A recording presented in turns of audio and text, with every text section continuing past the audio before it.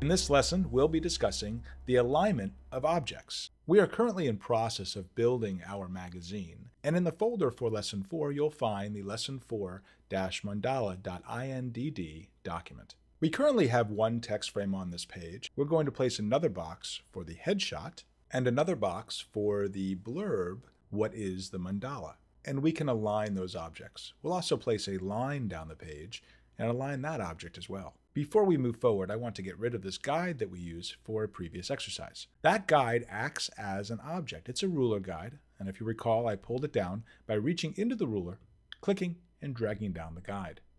To get rid of a guide, I simply select the guide. You'll see this is selected. It's blue. That's because the layer color is blue. And if I deselect it, it's a light blue.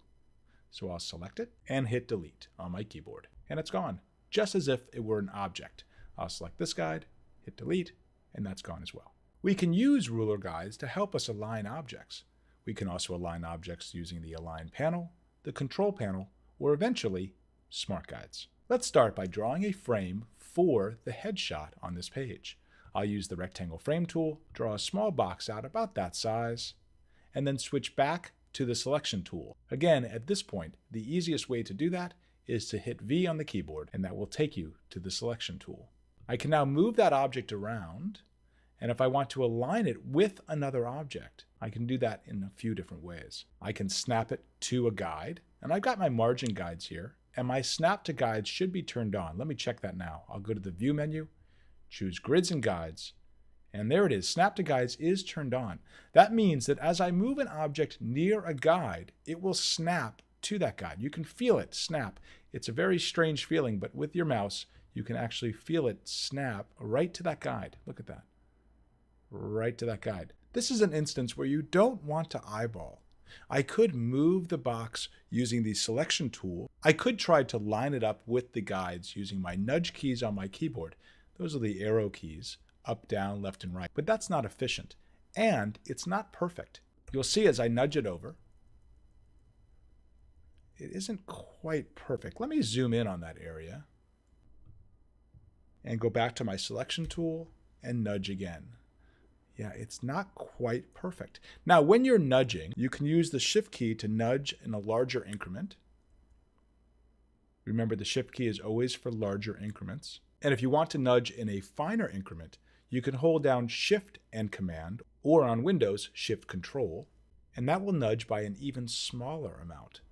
So I could nudge this over, and there, that does look perfect, but it was a little laborious to get to. It's a lot easier to simply click that box and move it with the mouse until it snaps into position. Snap to guides. That's an easy way to do that. Let me zoom out using Command 0 or Control 0 to fit in window.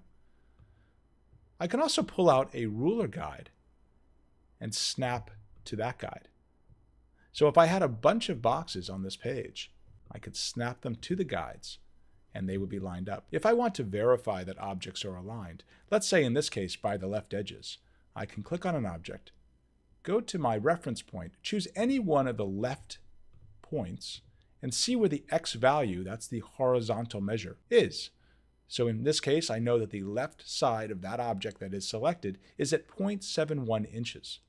If I select the second box, and it is also at 0.71 inches, and it is, I can see now that those objects are lined up. I can also use the Control panel to align objects by typing numbers into these fields. So for instance, if I wanted the right edges to line up, I could click on one object, change to the right side reference point, see that it lands at 2.03 inches. Then I can select the second object, and with the right-hand reference point, I can type that number in, 2.03, hit return, and that will put the right side of that object at that location, which means that these objects are now lined up on the right side.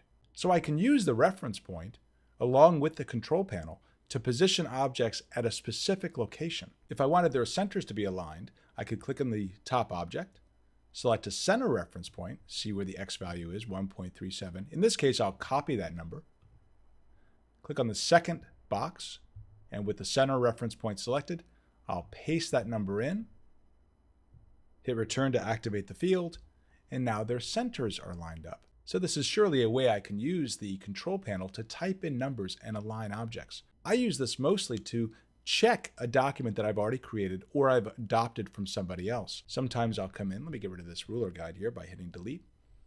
Sometimes I'll see objects sort of lined up and I'll wonder, are they truly lined up? I'll click on an object, choose a left reference point in this example, see that it's at 0.71 inches, click on the next object, and see that, it is not lined up. It's at 0.73 inches. So I can visually see that. If I want to check myself, I can use the control panel. And in this case, I can simply type in 0.71 and make sure they are in fact lined up. So using the control panel can come in handy, but there must be easier ways, and there are. Using the Align panel, I can select multiple objects and align them in relationship to each other, or to the page, or to the margins.